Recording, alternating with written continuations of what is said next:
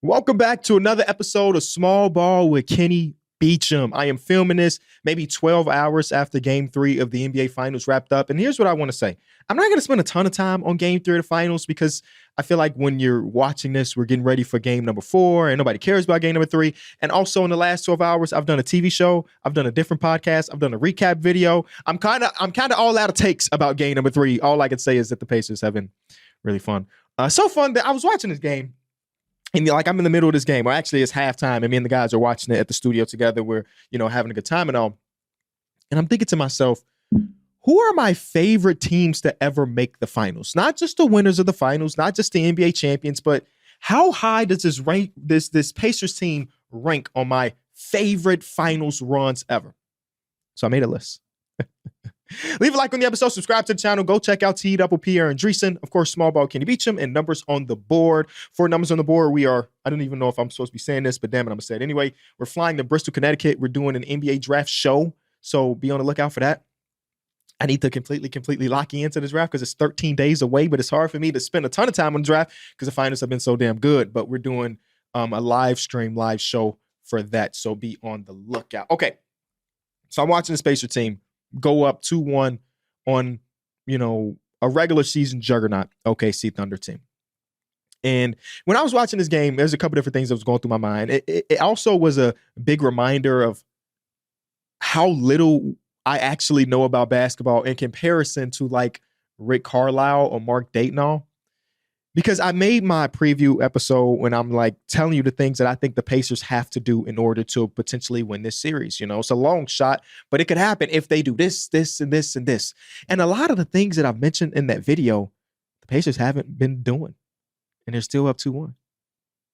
I'm thinking to myself, how could this team make an adjustment? Right? In my mind, the Denver Nuggets laid some level of blueprint of like, you can push the OKC Thunder to the brink of ending it all. If you just run some zone, wait on shooting variants for them to be a bad three-point shooting team, yada, yada, yada, play that zone, make them other people do certain things.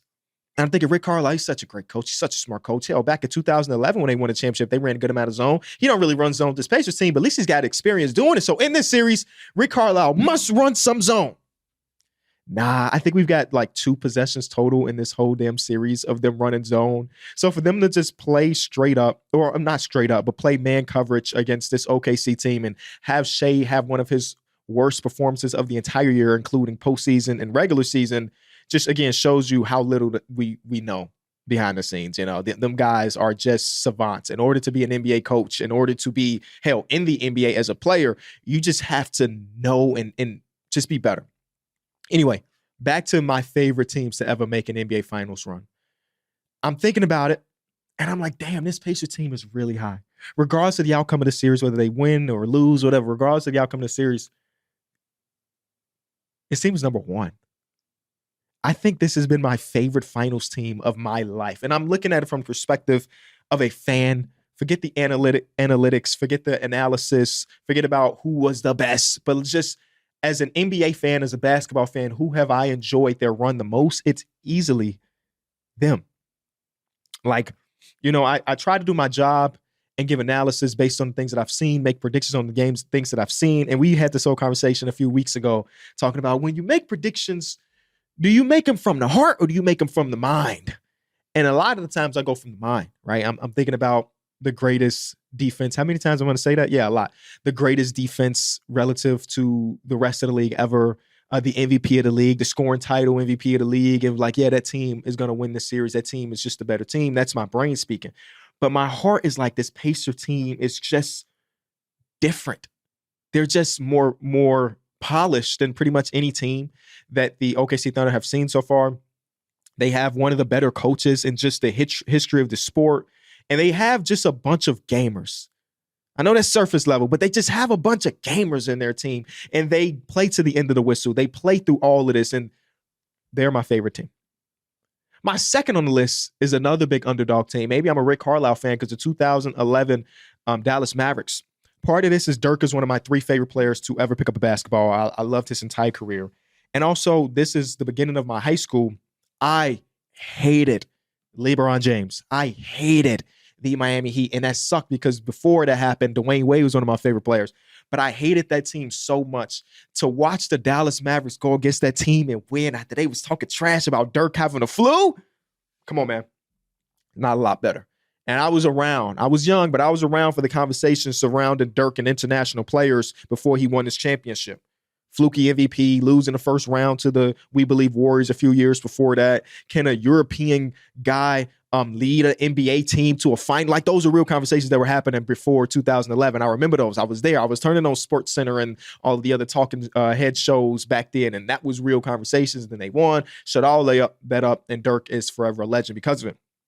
My next one, damn, maybe I really hated the Miami Heat, huh? Because my next one is the 2012 OKC Thunder. Super young team. Obviously ended up having 3 MVPs between Kevin Durant, Russell Westbrook, and James Harden. But it was something about that team, them being so young, going against a juggernaut who, again, just the previous year, that Miami Heat team ended up losing to Dallas, or their alpha blood. They don't want to take no games off, so on and so forth. LeBron James in his MVP form, maybe the best version of LeBron James ever, and that's saying something. Obviously, this OKC Thunder team ended up losing that series, but I think I shared that same sentiment that everybody had at the time. Is like, this young team, they will be back. Yeah, this might be the Miami Heat year, but next year, maybe it's different. 2 years from now, maybe it's different. Russell Westbrook was good here. Kevin Durant was doing this thing, so on and so forth. And obviously, they never went back. They made a big-time legendary fumble for trading away James Harden shortly after that. But that team was so damn fun to watch, to see the Slim Reaper do his part, and young Russell Westbrook, where he was rocking not a baldy, but a ball fade. His hair was so damn low. And they were wearing the 3D glasses. My number 4 and my number 5 are intertwined because both of these teams come from the same finals. It was a weird finals for me. And this was like during the era of me doing this for media, right? 2011, I wasn't doing it. 2012, I wasn't doing this. But like, the 2021 NBA Finals, I loved both of those teams. My number 4 on the list will be the Suns because Chris Paul is my favorite player of all time. And they had a cohesion about them that was just so fun, whether it be preseason, them dancing with the fan courtside to Nevada by NBA Youngboy, when they were doing social media stuff and their FaceTime, and it just felt like a team. And for them to basically come out of nowhere, when you think about it, right before this, they go to the bubble and they end up going undefeated in the bubble, but it still wasn't enough. And then they trade for my GOAT, Chris Paul, and boom, just like that, this team is a title contender. Devin Booker is in the NBA Finals. Are you kidding me? Devin Booker just spent the first 6 years of his career doing nothing. I mean, not himself, but on shitty teams. Marquise Chris. So who else? Marquise Chris, Dragan Bender. Like, they're just wasting draft pick after draft pick behind Devin Booker. And then they finally put some things together. Yeah, they drafted Ayton over other guys like Luka Doncic, but damn it didn't matter in that moment in time because DeAndre Ayton had a series where he was ridiculous. And we were talking about him being the top 5 center in basketball for a month straight. Come a very long way since then. Mikal Bridges, one of my guys, all defensive team, getting over screens like crazy, hitting his corner shots. Cam Johnson, when they drafted him, I remember articles were giving his draft pick like a D+ because he was an older guy and wasn't projected to go that high. And Kobe White has his, reaction to him going that high. But this team was just so damn fun. And it just added to the legacy of Chris Paul. My GOAT. And then they were going against, in that year, the Milwaukee Bucks, a team that ended up winning it. I guess one consensus about all of this, except for that 2012 OKC team, there was somebody on all of my favorite teams that ended up being my favorite players. Like Halliburton is one of my 3 favorite players in the league. That was before this run, by the way. Don't think that I just jumped on a bandwagon. Shout out to my boy Hallie. I mentioned to you how much Dirk matters to me. Chris Paul is my GOAT, and Giannis has been one of my guys for a very, very long time. And for him to get one from Milwaukee was so dope. I mean, it was bittersweet because my actual GOAT, Chris Paul, ended up losing that series. But I had so much love for that team. It felt like they caught lightning in the bottle. Drew Holiday comes over there. He makes a huge impact. And then Giannis's closeout game was one of my favorite finals performances ever as well. So those were my 5 favorite finals teams ever. My number 6, a tough cut, was the first 2015 Golden State Warriors. That's like babyface assassin Steph Curry. That shit was so fun to watch, man. That was like so dope. And I think by betting odds, they were the most surprised championship in the modern era. Like if you think about where they were preseason and what people were gambling on, they were pretty damn low, the lowest of this era. Now, if the Pacers end up winning this series, then they become that team. But that Warriors team, I know we look at it now as like, oh, they're a dynasty. They won so many championships, yada, yada, yada. But before 2015, they weren't really looked at that and looked like that. And here we are. I say all of that to say this 2025 Pacer team has been a team of destiny. This team has been so damn fun. It's just when you're in the NBA Finals and you only have at the max 7 games left, to have a performance like Ben Mathurin had the 27 points, to have the TJ McConnell 10 points, 5 assists, 5 steals, all of those performances are just so important. You know, that one game 3 is like the second most bottled I've ever seen Shai Gilgeous-Alexander. The other game was the one game against the Minnesota Timberwolves, game 3, I want to say. Maybe it was game 3 where he had like 14 total points. This game, the Pacers did not go to, like I mentioned, a zone like some of these other teams ended up doing. They just sent a bunch of help at the right times, made him think. And I thought that Shai did an amazing job at game number 2, you know, thinking and making the right decisions. But whether it be Nembhard, whether it be Ben Shepherd, whether it be even Mathurin, who's not necessarily known as a great defensive player, ended up having possessions on Shai. And just, I feel like they one thing that the Pacers have done well this whole playoff run is getting that star player and putting so much pressure on him for the first 44 minutes that when we get down to the last couple minutes of the game, it feels like those guys no longer have their legs. And as we were watching this game together in studio, my boy Derek says, OKC gotta pull out and end up being up by 10 with so-and-so minutes left, because if this is a close game, they don't want to see this Pacers team. And that's kind of how I feel as well. In a close game, the Pacers are rare in the sense that they don't get away from the thing that has been working for the first 40-some minutes. They're going to always still run their sets. It doesn't just boil down to isolation ball like some of these other teams, like, hey, give the ball to our best player, let him cook out. No, the Pacers going to continue to run their things. The defense was great. The Thunder tried to go at Hallie as much as they could, and in space, Hallie is still struggling, if you will, but as a help defender, hitting passing lanes, getting weak side help and weak side blocks, I think Halliburton has done a really damn good job, and he's looked like the star player, you know? I still don't really love the conversation that was happening around my boy's name, mostly because nothing that he has done in the first 2 games was really different than who he is as a player. He's a guy that averages less than 20 points in the regular season as well. Like, you know, that's not his role on this team. He is one of the premier, bus drivers in basketball, right? When he is on the court, the team is better. And this was one of the few times throughout this playoffs or this series where Halliburton went to the bench and things didn't collapse. It happened in game number 2. You know, they're down by 3 when Halliburton checks out the game in the first quarter. By the time he comes back in, the game feels like it's out of reach, where whether it be TJ McConnell's spurt at the beginning of that second quarter or Benedict Mathurin's 14 or so points in the second quarter. It's one of the few times where Hallie left the floor and the team was decent.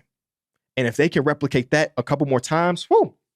All right, before we get on to what today's episode really is about, because, you know, the offseason is around the corner, right? We mentioned draft a little bit earlier, you know, between the win horses and the Sharanias, getting our expectations high. It got me thinking about what this offseason could look like. So I'm going to give you the 10 most intriguing teams this offseason.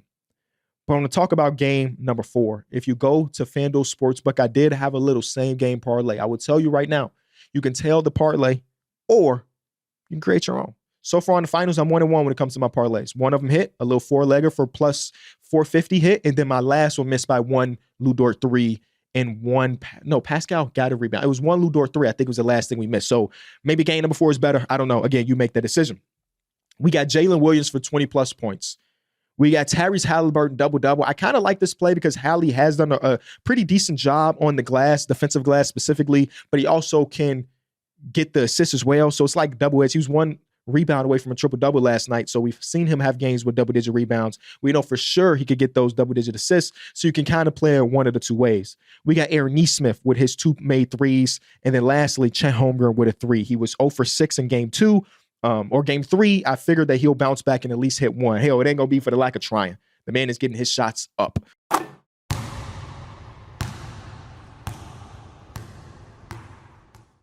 The NBA playoffs are underway, so don't miss your chance to bet on all the clutch shots and legendary performances with FanDuel, America's #1 sports book. FanDuel is your best place to find your favorite player props. And now you can make heads-up plays with player performance trends. That means whether you want to bet on a player to drop 30 or to put up a triple-double, you can check the latest stats and see who's hot without leaving the app. Plus, after the game tips off, you can combine live prop bets with the same game parlay for a chance for a big win. Right now, I'm looking at round 2 of the playoffs. Those young guards and the Cleveland Cavaliers going against the Pacers defense, it might be kind of nice. So if you don't already have FanDuel, it's not too late to jump into the playoff action. You'll get started with $200 in bonus bets if your first $5 bet wins. So just visit FanDuel.com/Kenny to join today. Make every moment more with FanDuel, official sports betting partner of the NBA. All right, offseason time. 10 most intriguing teams come offseason. I'm going bottom up, starting at number 10 to kind of work my way to the team that I feel to be most intriguing. Number 10 on my list. It's actually really tough because I really had 8 teams in this, so I had to kind of force these last 2. I ain't gonna lie, because the internet likes round numbers. You feel me? The internet loves a good round number. Number 10 on my list is a team that maybe nobody's really thought about this offseason. It's the Sacramento Kings. Kenny, why the Sacramento Kings one of the most intriguing teams this offseason? Because I just don't know how you get out of the mess. Their cap book is way worse than I even imagined. Right? Starting next season, you got Zach LaVine at $47 million with a player option the year after that for $48 million. He's probably going to pick that up because I don't see a market for him to make $50+ million after next season. Maybe he does, but I just don't really see that. Domantas Sabonis just signed his extension. He's got 42, 45, 48. DeMar DeRozan's got 24 and 25. Malik Monk signed an extension. He's got 18. He's got 20. He's got a player option for 21. Even Valanciunas, who they traded for at the deadline, still has 2 years, $20 million left. And it's like, how do you get out of the muck? There's rumors. Listen to these rumors. I mean, there's going to be a lot of rumors talk on today's episode because that's all we really got for the offseason. There's rumors that the Sacramento Kings are interested in Trae Young and Darius Garland because they really want point guard play. The Sacramento Kings, who had the guy that's the best team on the team that's leading the finals right now. They just had him 3 years ago. A team that had De'Aaron Fox. Now, I'm going to give them a pass on De'Aaron Fox. De'Aaron Fox requested out for all we know. You know what I'm saying? So it's not their fault that De'Aaron Fox wanted to go to the Spurs. But this team has had 2 all-star, all-NBA point guards on the roster, traded them away for a volume score. No point guards on the roster, said, you know what? We kind of do need a point guard. How? How do they make the necessary decisions to get back to the light of being Kings? Or is that dead? Is that completely dead and they should go the opposite direction? I don't know. Well, actually, I do know what they should do. I just don't know what they will do, right? I think the smart thing to do is to recognize that this era died when De'Aaron Fox decided that it died. I mean, it died before that because even with De'Aaron Fox on the team, we didn't see them being a 3 seed again, right? That team was pretty much over with. We had seen the great season that it was, and it continuously have gone down since then. They also have to figure out what the hell they're going to do with Keegan Murray's contract, so that's another thing on the books. But in my opinion, they should go the opposite direction and try to find some homes for DeMar DeRozan, for Domantas Sabonis, and just say, hey, man, in this newer regime, we've been better drafting than like our previous regime. We're not going to have a Jimmer Fredette, George Papagiannis. Who else was in Willie Cauley-Stein? We're not going to have that level of drafting, right? We're going to find some Keon Ellis's on the back end. Even Keegan Murray, even though feels like progressively worse throughout his NBA career so far. Solid draft pick. We've done okay there. So maybe we just hit the full reset or try to. But the problem is some of the contracts they have are just hard to move. Like Sabonis is an amazing player for what he does. He is a really good floor raiser.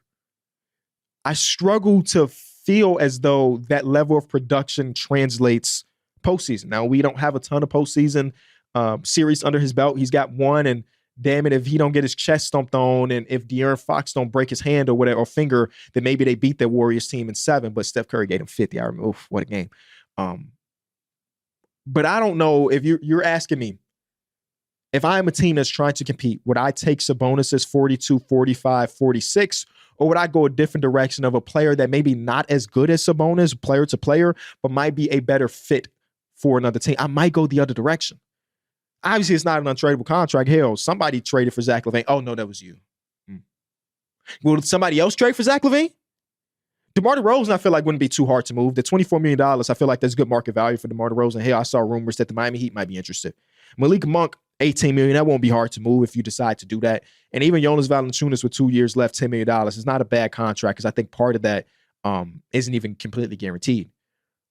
But I'm curious to see how exactly they get out of this, or if they decide, hey, we're good enough to be a 10th seed every year, a 9th seed every season, and maybe we catch lightning in the bottle and boom, we have a playoff series again. I don't know. But Kings fans, it sucks for somebody to give you a taste of Wagyu steak for a season. Just straight up like the beam. It's boom, boom, boom. We're great. We're fun. And for them to take that off the table and replace it with, it's like some dog food. I feel like that's what the Kings fans are going through. We got a little taste of what it means to be good, and oh my God, we're back the Kings in it. Remember Marvin Bagley was drafted before Luka Doncic too. Damn. Number 9 team is the Denver Nuggets. As of right now, they have one tradable first-round pick. They have a team with the best player in the world. They have a team that pushed that OKC team to 7, man. Don't forget. A lot of people are going back and saying, man, maybe that Denver Nuggets team was better than we anticipated because they are one of the few teams to make the OKC team look normal. I mean, maybe that doesn't end up being the case in a week from now, but as of right now, they're the only team to make them look normal for a full 7-game series. So maybe we're not as far away as we think.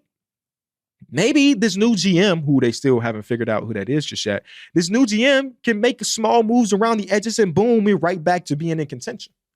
One tradable first-round pick makes me think about what, Matt Ishbia and them have done some really ridiculous stuff over the last couple of years. I'll say that, or since he's taken office. But one thing I really liked that they did was that they traded one of their good first-round picks for like 3 lesser to bad first-round picks.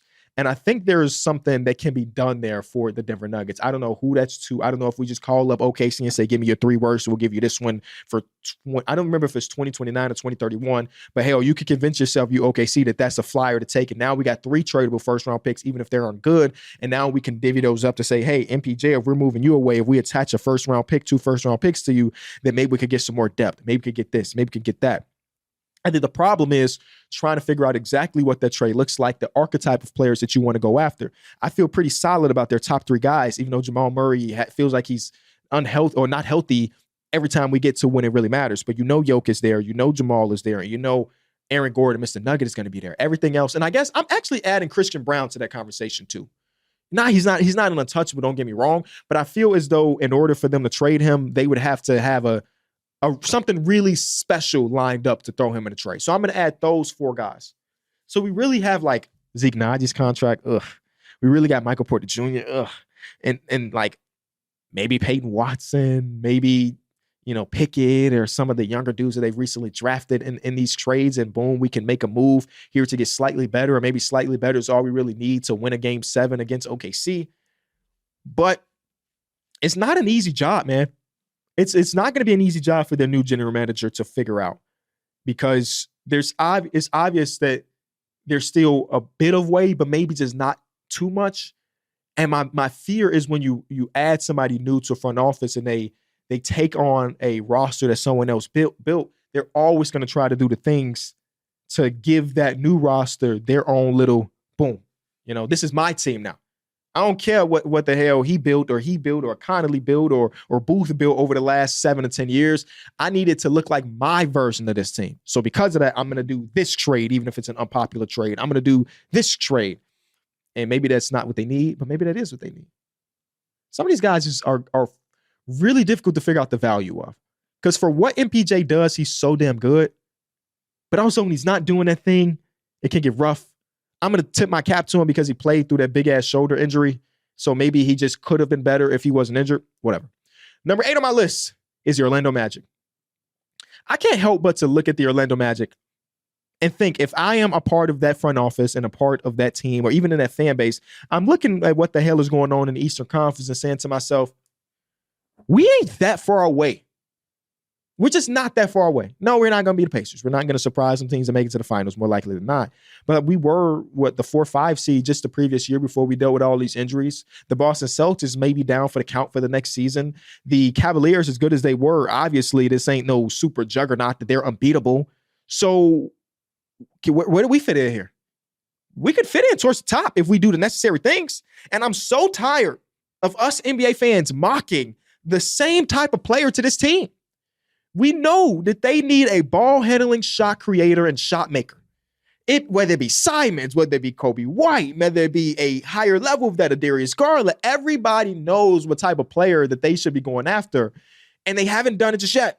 Earlier this week, there was a rumor that they would be willing to package Cole Anthony, John Isaac in one of their picks this year in order to make a sizable upgrade. I think that's interesting. The Orlando Magic haven't been a team that's done a ton of trades over the last couple seasons. So it looks like they're being aggressive, and I think that level of aggression can be beneficial to this team because those two forwards, I love them.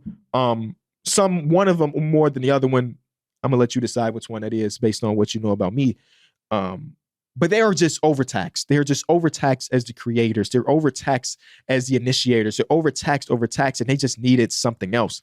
And Jalen Suggs coming back from his injury could be big from that. But hell, based on what type of trades they could do, I've been seeing a lot of Jalen Suggs getting moved out in order to bring the next guy in. And I don't know where their priorities lie.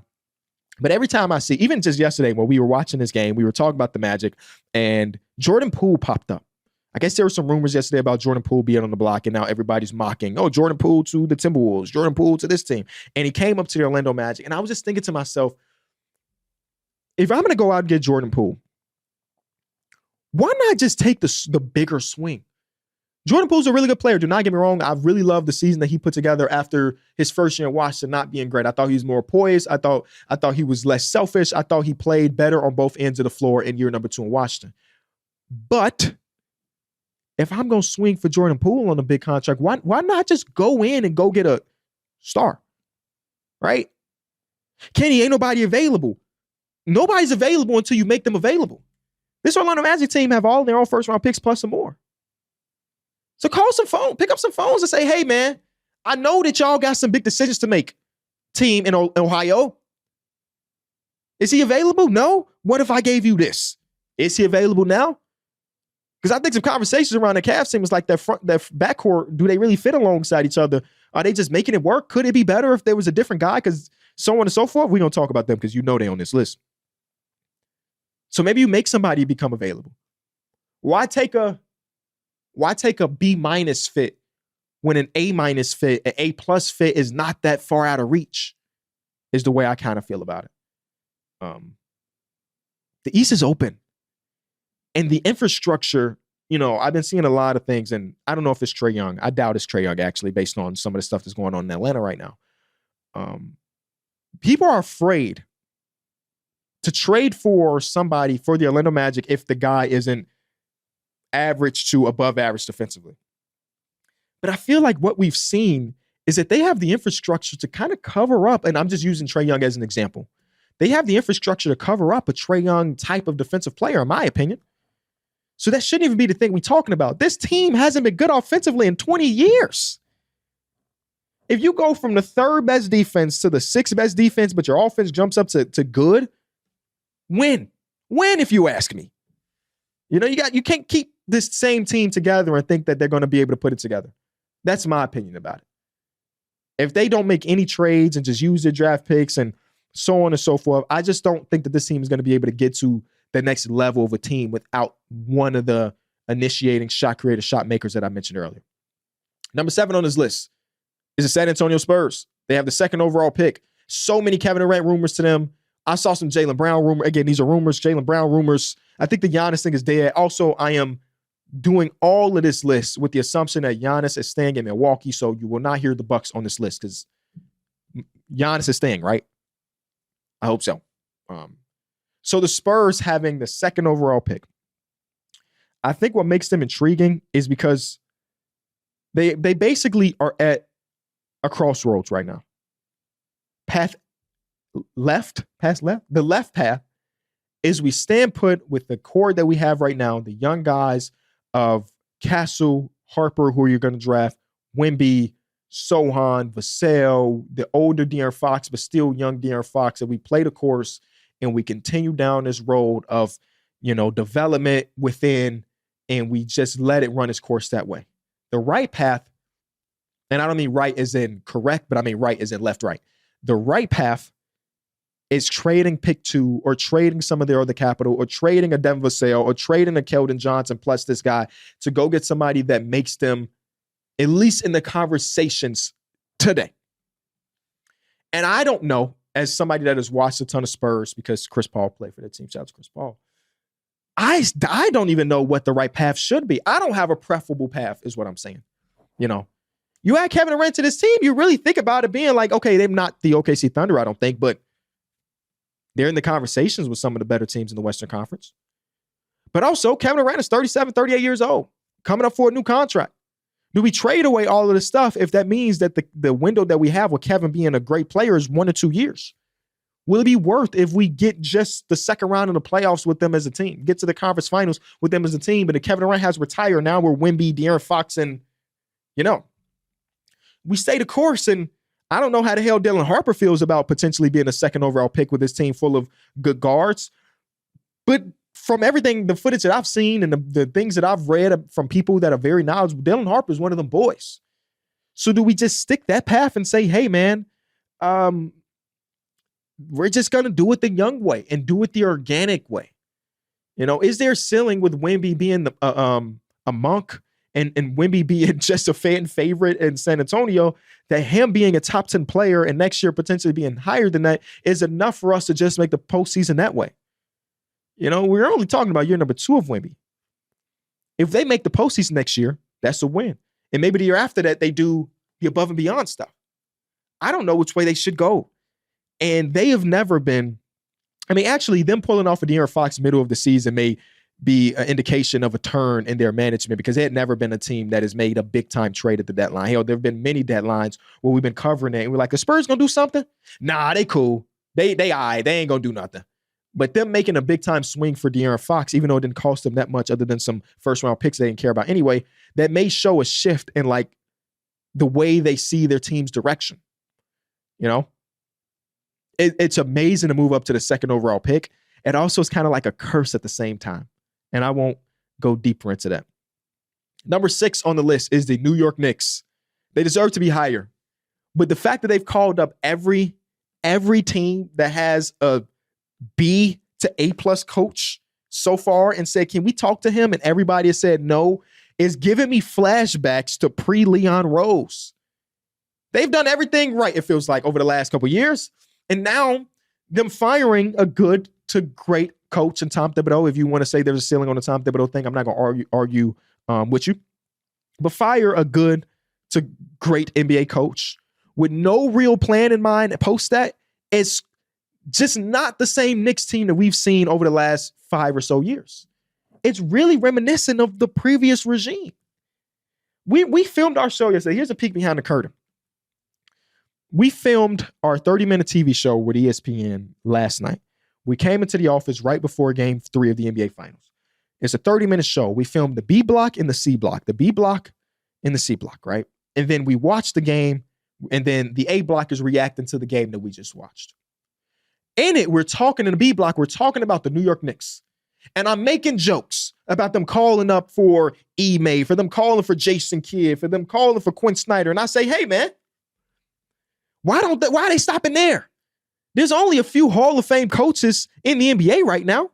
Why don't they call up the Bulls for Billy Donovan? And ha, that's funny, Kenny. 10 minutes after we filmed that segment, the report came out they called the Bulls about Billy Donovan. What is happening? What is happening? I don't know. But them not having a coach or not having a real direction of where they want with the coach, other than them saying that they want somebody that's been around for some time. I mean, you got like Mike Brown available, I guess, or Taylor Jenkins available, or Mike Malone available. But I mentioned before that Mike Malone and Tom Thibodeau feel like not too far apart as coaching styles and so on and so forth. I just don't know. I just don't know what they do there. And also they got, big Kevin Durant rumors. They got, things what they want to do with Karl-Anthony Towns. Does it fit to have Karl-Anthony Towns on this team if Jalen Brunson is going to be the point of attack as well? Do you find a way to play Karl-Anthony Towns at the 4 full time, just like he played the 4 when he played in Minnesota? There's a lot of questions for a team that just went to the conference finals. It's not like this team was dog shit or anything. They were actually really good. But a team that went to the conference finals. And part of me is trying to figure out, if I am Leon Rose and the part of the New York Knicks organization, how much do I trust our last run? Do I think we really are 2 games away from being in the NBA Finals? Or did we just get some form of, I don't want to say luck because it's a lot of basketball to be played to win a 2 7-game series, but did we end up in the right place at the right time? You know, Jalen Brunson's crossover to Sar Thompson going to be one of my favorite moments of all time. You know, them missing the foul on Tim Hardaway Jr., that young Detroit Pistons team taking you as far as they did. And you end the postseason, a team that went to the conference finals, ended the postseason with a net rating of 0. You know how hard that is to do? So you have to answer, are we really close? And if we are, how close are we? Are we just a new coach away from being in the finals right now? The Eastern Conference is wide open, as we continue to say. So with them having to ask themselves that and come up with those decisions, make me think that they should be on this list at number 6. Number 5 is going to be the LA Lakers. I mean, they have LeBron James and now Luka Doncic. And, you know, we saw them go to the postseason against the Minnesota Timberwolves and get outworked. They were smaller. And everybody's talking about the center position for them. Jackson Hayes can't get it done. Christian Coloco can't get it done. Trey Jemison can't get it done. They need to go get somebody that fits the type of center that Luka likes. You know, like there are going to be a lot of centers on the market this offseason. A lot of them don't fit with what they want to do. It's easy to call, here's 2 second-round picks and Jared Vanderbilt and Gabe Vincent for Vucevic. That don't fix the Lakers. That's not the type of player that they need. They need somebody that will be a rim runner, somebody that will protect the paint. And there's only a few guys available on the free agency market. My boy D Mills keeps bringing up Clint Capella, but I truly do believe that Clint Capella is on the downturn of his NBA career. I just don't think it was a good year for him this year. And I mean, for his sake, I hope that whatever teams he ends up with next, he has a resurgence. But I wouldn't, if the Lakers added Clint Capella, I'm not looking at them like, yep, here they go. I just feel like he's not the answer. But you do have other guys, right? You can call back up Nico Harrison for one of their centers. You can call up the Brooklyn Nets for a Claxton and so on and so forth. There's a lot of different centers out there that could be available. It's just a matter of what you give up and if that guy really fits.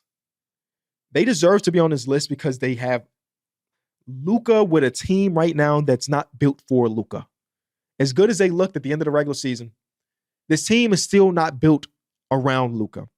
And I don't know if they go just full-on coals in the fire this offseason in order to mold the team to look like a Luka team, or will it take 1 to 2 years, 3 years to finally put together that Luka-looking team?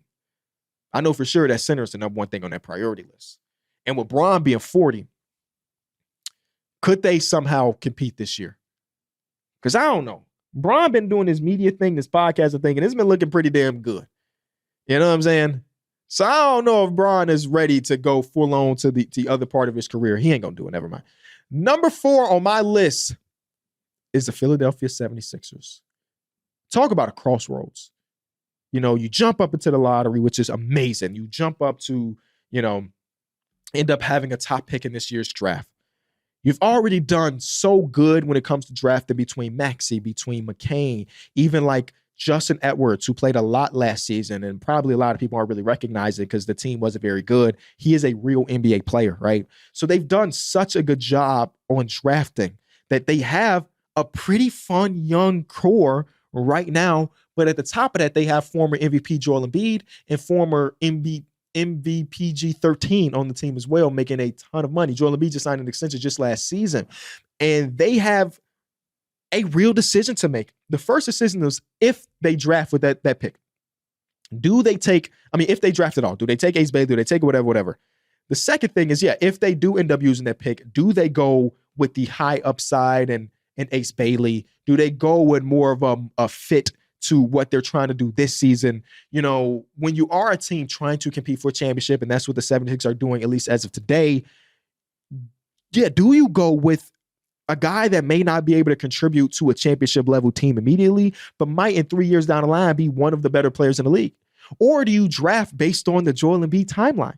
Do you trade down in the draft and go get one of the upperclassmen that fit what Joel Embiid wants to do or Paul George wants to do?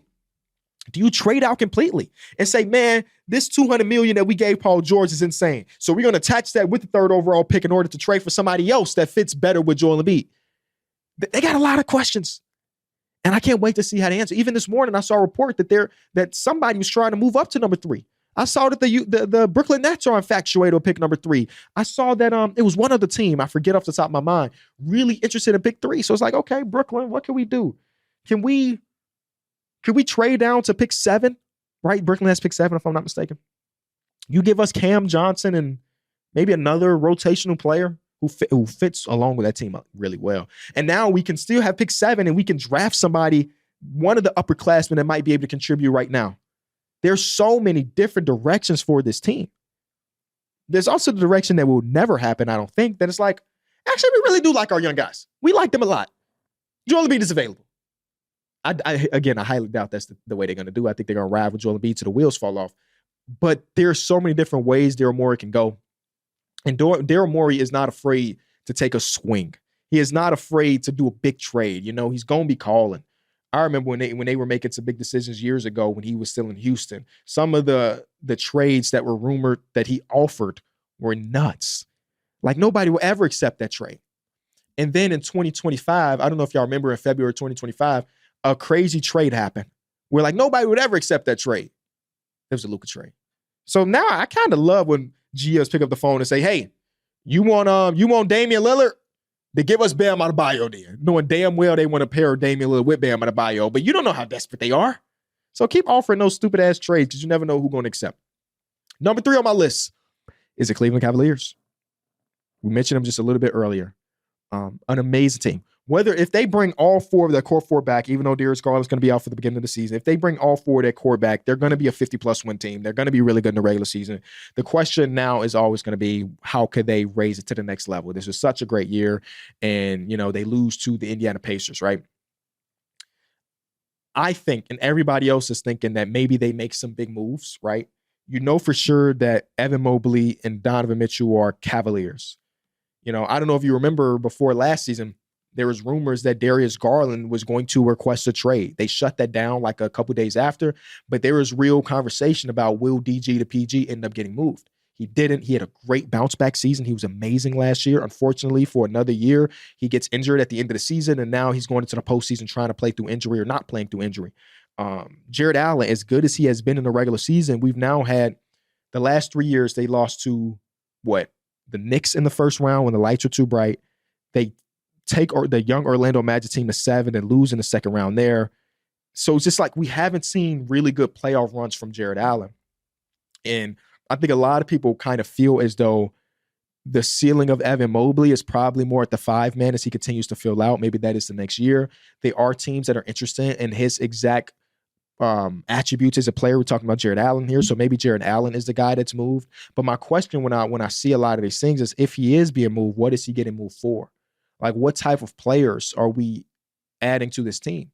If we're saying that Donovan Mitchell is our 1A, our ball handler, not our point guard necessarily, but our ball handler, the guy making a lot of decisions. We know who Evan Mobley is on the defensive side of the floor and continues to get better offensively, even though I felt like in this playoff run, he should have had the ball way more. He would go possessions looking great and then possessions where he didn't touch the ball at all. So if he's going to move over, what type of player are we getting in return? This is one of the rare we could trade away an all-star caliber player or maybe 2 all-star caliber players, but we're not looking to get draft capital.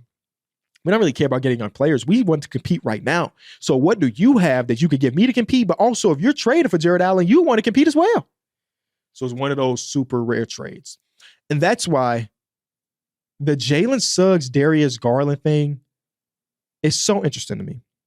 Now, if you are the Cavs, you have to ask yourself, which version of Jalen Suggs is really him? Is he the guy that got him paid all that money the year before he was eligible for an extension? He shot a career high from 3. Let me get these numbers up. Last year, he shot almost 40% on 5 3-point attempts. That was the year that he made all defensive second team. He get the extension at 22 years old. But the year before that, he was a 32% 3-point shooter. The year before that, he shot 21%. And in the 35 games he played this year, he only shot 31%. So is that 22-year-old year the outlier, or do we feel as though he can still be that level of shooter? We know what the defense is. The defense is always going to be there, even throughout his injured riddle season. We know defensively he's going to be good. But do we trust that his individual creation and his catch and shoot are real from just 2 years ago? I don't know. But you talk about the fit alongside Donovan Mitchell. I like that. And talk about Darius Garland's fit alongside Paolo and Franz. I like that. Now, obviously, there's probably more to be thrown into the trade from either side, but if you can convince yourself that Suggs could be a 38 to 40% three-point shooter, again, I kind of like that swap. Last couple teams here. Number 2 on the list is the Boston Celtics. Yeah, the Boston Celtics have some big-ass decisions to make, man. You know, this is a super expensive team. We all knew even before the season started that whatever happens this year, whether they raise Larry B for a second time in a row or they didn't make the playoffs at all, we knew that they had some big financial decisions to make. We know, well, maybe we don't know. Well, we do know. Jason Tatum's going to be on this team next season. Everything else is kind of in the air. I feel pretty good to say that Jaylen Brown will be, but I can't say for sure. Porzingis, Drew Holiday, even Derek White, I feel pretty good about saying he'll be on the team next year, but I can't say for sure. This team kind of holds the keys to a lot of this offseason right now. They hold the keys to a lot of the offseason because even though Drew Holiday didn't have his best season, there are going to be teams that will be interested in him. I just don't know what the value necessarily is. We were talking about it yesterday, like the Clippers have pick number 29. The Boston Celtics are rumored to want a first-round pick in order to give up Drew Holiday. Pick number 29 is literally a first-round pick. There we go. And some stuff being moved there and get below that second apron and yada, yada, yada. There might be other teams too. Derek White, rumored. Warriors love him. Guess what? Everybody loves Derek White right now. What could they do to get Derek White there? I literally don't know. A 3-team sign and trade. Kuminga goes here and then the Celtics get some stuff. Kuminga goes there and then I just don't see it happen.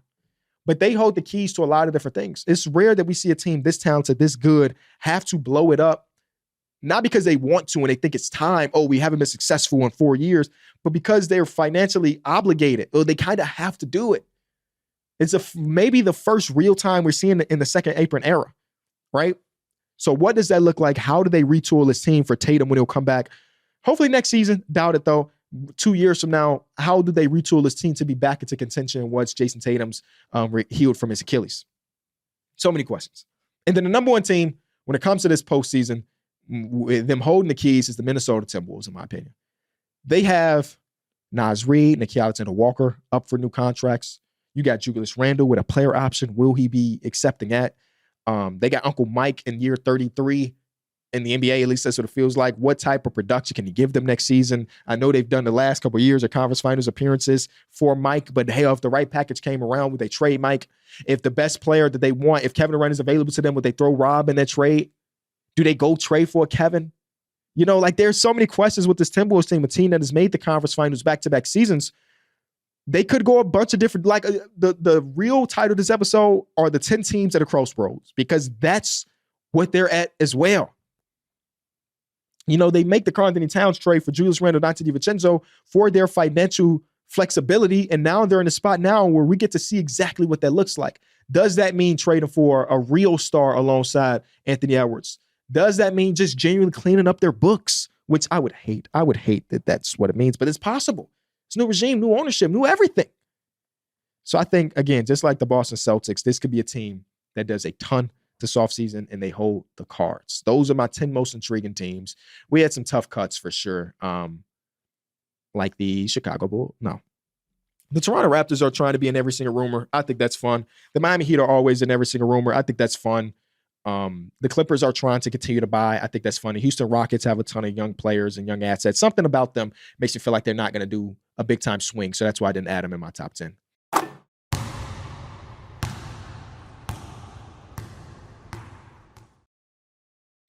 Before we get out of here, let's do a little bit of Ask KB. All you got to do is hit up us on Twitter or Instagram. Enjoy Small Ball, I think is the at. Maybe not. Who knows? Go check it out. It's probably in the description. The first one comes from Sexton Season. Golly. I thought the Seasons era was done on Twitter, but nope. Colin Sexton still got super fans out there, which he should. Shout out to Colin Sexton. Shout out to the young boy. What team would win a 5v5? A team with 1 LeBron and 4 Mike Hurds, or a team with 1 MJ and 4 D Mills? What a question. My question, Mike's best attribute as a basketball player is his tough shot making. If I had to compare it to an NBA player, and the highest end is be like his gameplay is similar to the Jordan Clarksons of the world, the Monks of the world. Forget about the bounce. He ain't got no bounce. The Monks of the world, even like a high-level CJ McCollum, tough shot maker, tough shot taker. But also, you go to the gym with Mike on the wrong day, he's 0 for 7.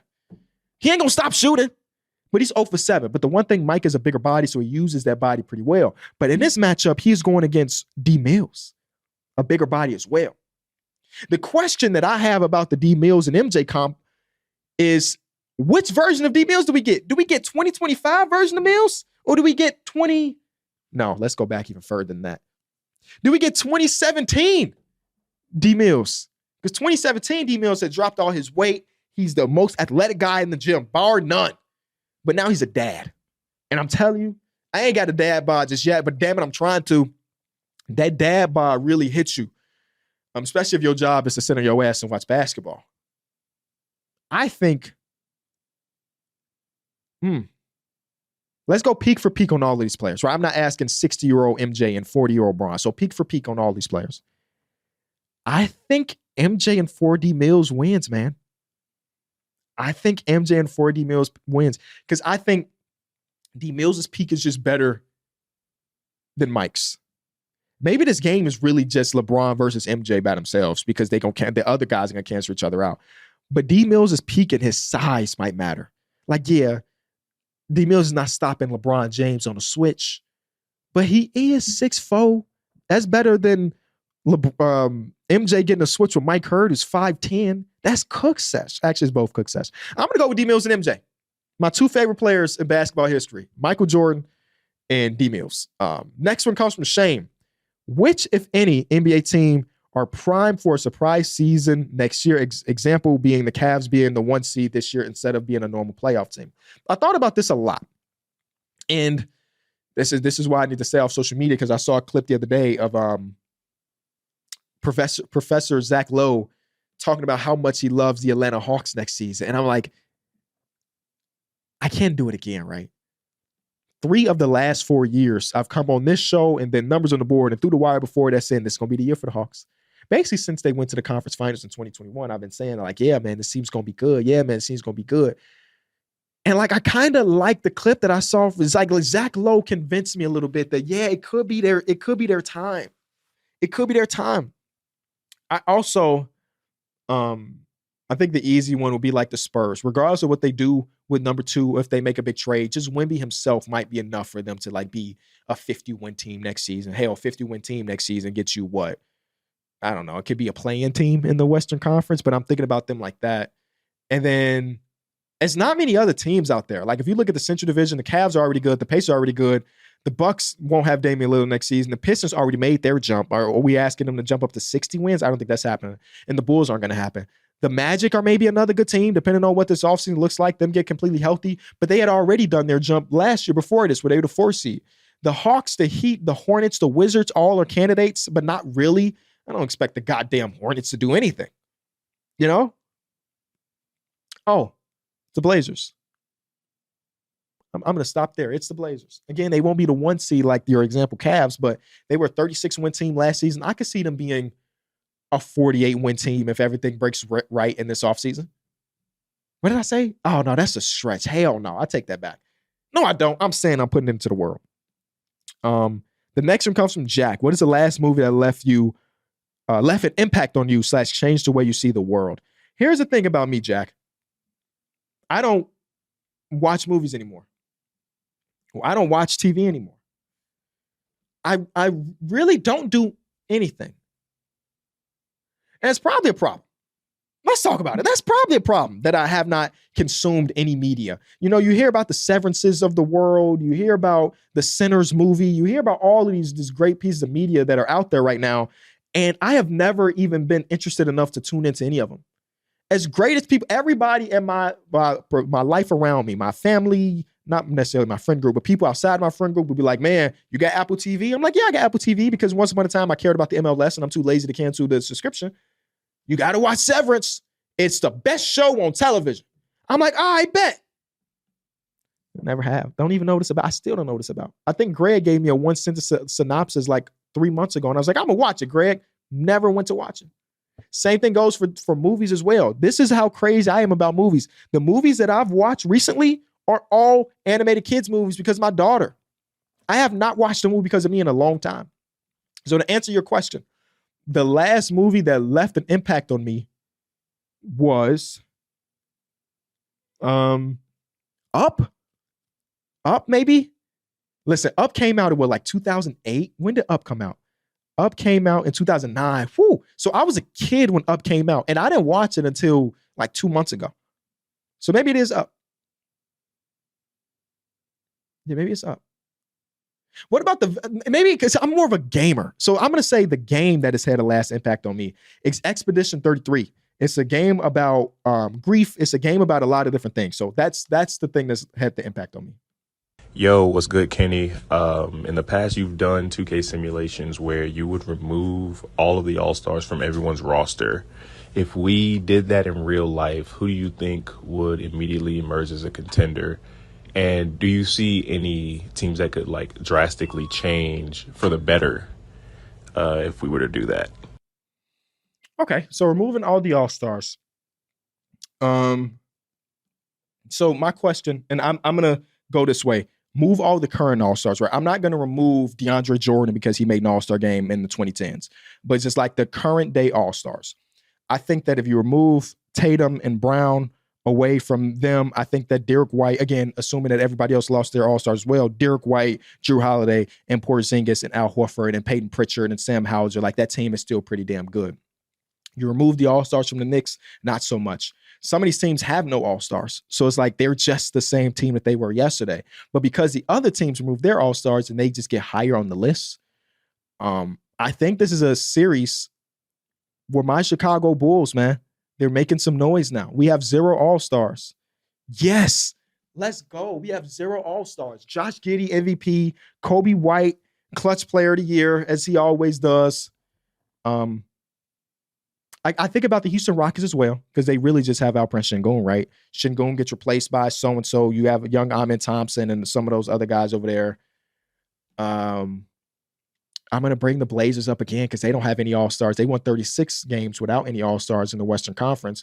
They keep the same team while everybody else lose their stars. They still feel pretty good. I'm going to go see. Here's my list. Celtics still are great.